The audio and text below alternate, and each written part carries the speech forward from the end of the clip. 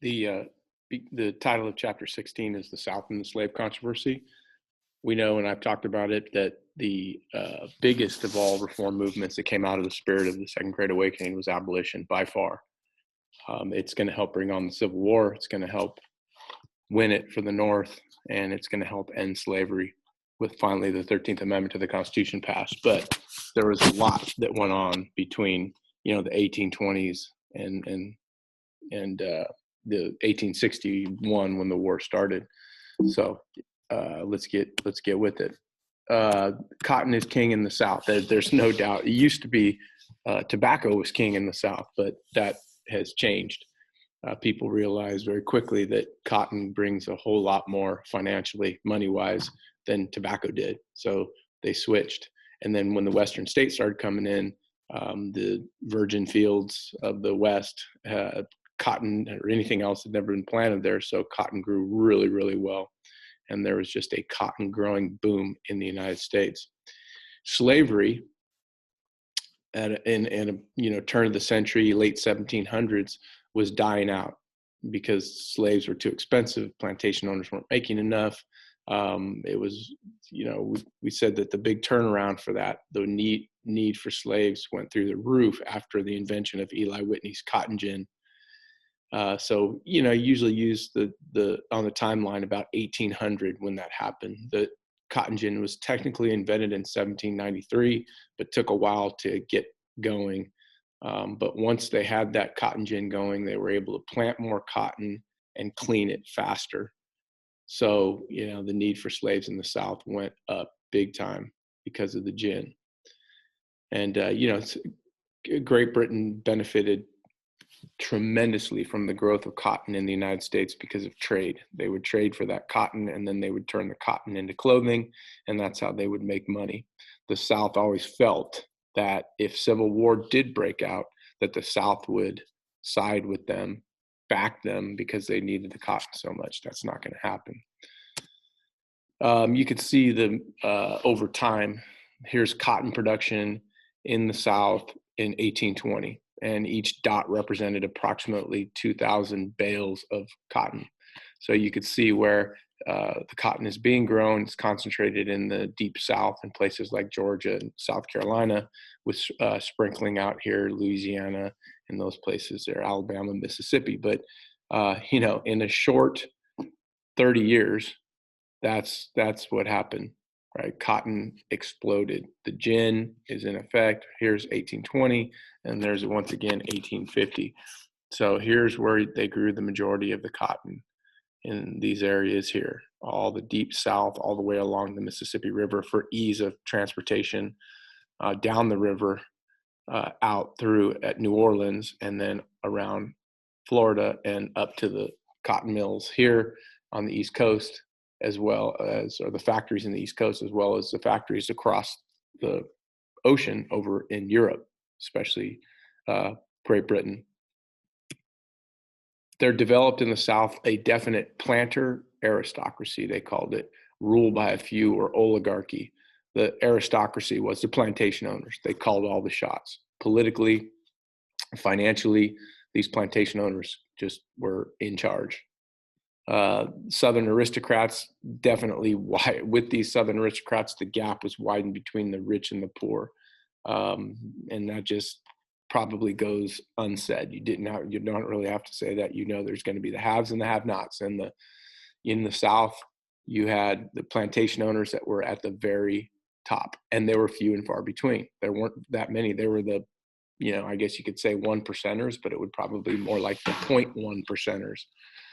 Those few plantation owners, own the majority of slaves, sometimes hundreds of slaves. Of a publicly funded education hindered because you had huge plantations and not very many big cities where schools would tend to emerge. So because of that, the South was really sprinkled with schools here and there, but not very many, because they just not very many big cities. It was instead, private schools in places, like the bigger cities, or Southern plantation owners would send their kids to the North to be educated. The Southerners became definitely slaves to the slave system. Plantation owners became slaves to the slave system. And it wasn't only plantation owners.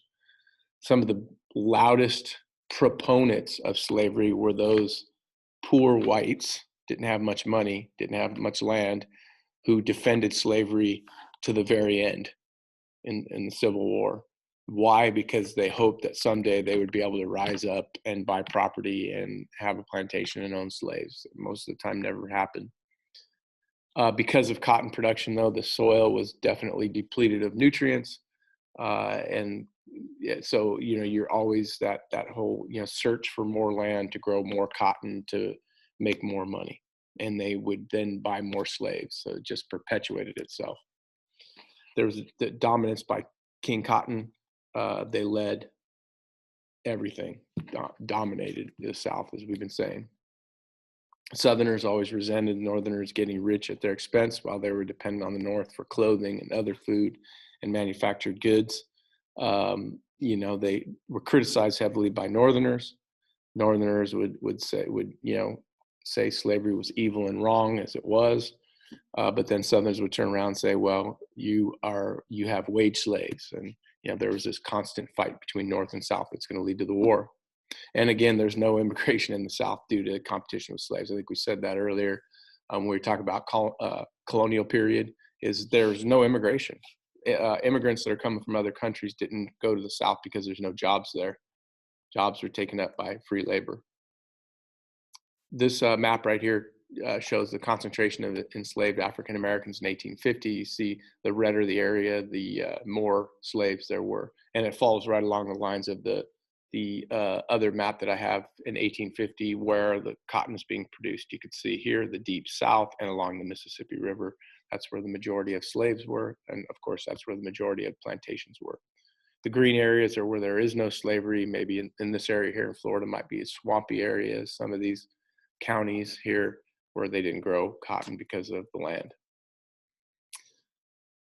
All told, there was about 1/4, about 25% of white Southerners owned slaves. Sometimes there's a misconception that every white Southerner, owned slaves. Simply not true.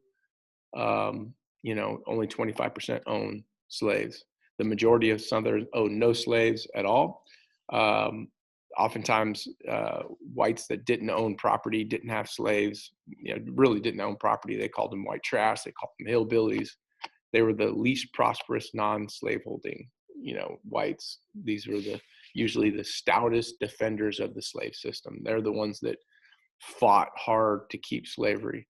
The loudest proponents of slavery were not slave owners. The loudest proponents of slavery were these non-property owning whites that hope someday to rise up in the system. There were certain areas in the South where slavery wasn't possible. Because of the soil was bad. They couldn't grow cotton, so they didn't have plantations. An example of that would be the western part of Virginia, which will in 1863 become the state of West Virginia. Interesting that they did not support people in Western Virginia did not support secession, and they asked to become a state in the Union, and the Union took them in the middle of the Civil War, and they were more than happy to have a portion of the Confederacy break off, and they rewarded them with immediate statehood, and it became the state of West Virginia. So if you know anything about colleges, that the University of West Virginia, their nickname is the Mountaineers because it's very mountainous in West Virginia, and that the soil is rocky, and they didn't have plantations, so they didn't have slaves, so they didn't support separation or secession, so they created their own state. There were free African Americans in the South. Again, sometimes there's a misconception that every African American in the South was a slave. Not true. There were approximately 250,000 free African Americans in the South, about 250,000. They had somehow got their freedom, whether it was through working a certain amount of years and then getting their freedom, paying for their freedom, or sometimes slave owners would just allow their slaves to go free. But there were definitely restrictions on these free African Americans. They were prohibited from working in certain occupations. They couldn't testify in court. They couldn't have weapons. They couldn't meet in large groups. It's the beginning of black codes, they were called, which will eventually turn into a segregated society that happened all the way into the 1950s. And they were always, there's always the threat that they would be hijacked back into slavery. Someone could just pick them up and say that they escaped, and they would sell them on the open market in slave auctions. So they were given papers. If they were free, they would have to keep those papers everywhere they go, because they would oftentimes be asked for their papers. And if they lost them, there's a good chance they're going to be back in slavery. There was approximately 250,000 African Americans in the North that weren't slaves, because slavery was illegal up there. So, altogether, you have about 500,000 African Americans, North and South. 250,000 free African Americans in the South, 250,000 that are actually free. There's a lot more than 500,000 African Americans, but most of them are enslaved in the South. But the North had about 250,000 African Americans in all of the North, and they were all free, but they were discriminated against.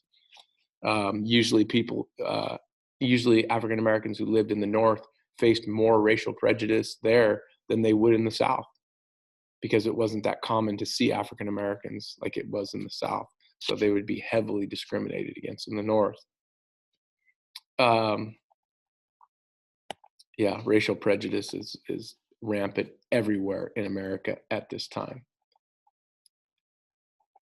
So here's some of your population patterns.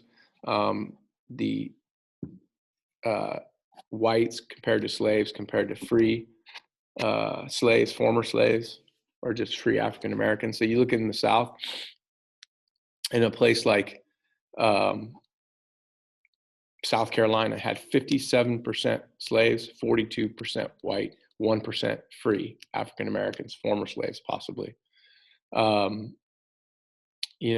others like Mississippi, 55% slave, 45% white. You have up here in Delaware, you have 81% white, 2% slaves, 17% free African Americans. So the question comes up as to why didn't the slaves in a place like, say, South Carolina or Mississippi rise up? Because they could have. And the answer is that there were scare tactics used by the southern states to keep African American slaves from rebelling. They would scare them. They would use other slaves that tried to escape as examples. When all is said and done, slaves were pretty manageable in the South. They didn't rise up very much. There weren't that many slave revolts. So here's the structure, another pie chart here. 76% non-slave holding, 17.2% slaveholders had 1 to 9 slaves, 6.6% had 10 to 99, and then a very small percentage, 0.1%, with 100 or more slaves. But the majority of the slaves were owned by these 0.1 percenters in the South. Life on a plantation, it depended on where you were. Some of them were incredibly cruel, and some slaves were beaten. Most were not, because the purchase price was so high for slaves that they didn't beat them like you might see, but just the fact that they were enslaved is taking their dignity and taking their rights and their liberties away from them. Technically speaking, legal importation of slaves ended in 1808 as part of that compromise. When we talked about the Constitution, we said that slavery was still legal in the Constitution. However, the compromise was that after 1808, no more slaves could be brought into this country from other countries. Well, that was ignored, basically. By far, though, natural reproduction was the biggest reason for the rise of slaves in the South. It wasn't through importing slaves in. It was through natural reproduction. The slavery created majorities in that deep South, those areas in the South where there's most, the cotton was being produced. If you recall, I had this same slide earlier when we talked about the Middle Passage and the bringing of slaves over on these ships. This continued well into the mid-1800s, and it was supposed to end in 1808. And then many slaves were faced with coming, when they come to America, they would be auctioned off like they were, a piece of furniture or something. It was horrific. It was taking away their dignity, and they were auctioned off in places like Atlanta. There's a old daguerreotype picture on a piece of glass. Very, very incredible picture for a daguerreotype. But this, you could see here where slaves would be auctioned off right outside this building right here. And if you look up here, you can see it's in Atlanta. It says Atlanta Manufactory.